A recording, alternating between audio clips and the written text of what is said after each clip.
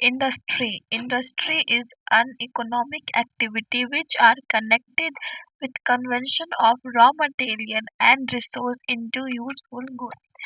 Industry जो है वो रॉ मटेरियल को यूजफुल गुड्स में कन्वर्ट करती है, उसको बोलते हैं इंडस्ट्री। इंडस्ट्री तीन तरह की होती है, प्राइमरी इंडस्ट्री, सेकेंडरी इंडस्ट्री और टर्शियरी इंडस्ट्री। प्राइमरी इंडस्ट्री में नेचर से जो चीज़ हम लोग डायरेक्ट लेते हैं उसको बोलते हैं प्राइमरी इंडस्ट्री, जैसे कि जमीन से सीधे तेल निकाल लेते हैं उसको बोलते हैं प्राइमरी इंडस्ट्री। सेकेंडरी इंडस्ट्री में सेकेंडरी इंडस्ट्री में तेल की प्रोसेसिंग करके उसको डीजल में और अलग अलग तरीके के तेल में कन्वर्ट करते हैं।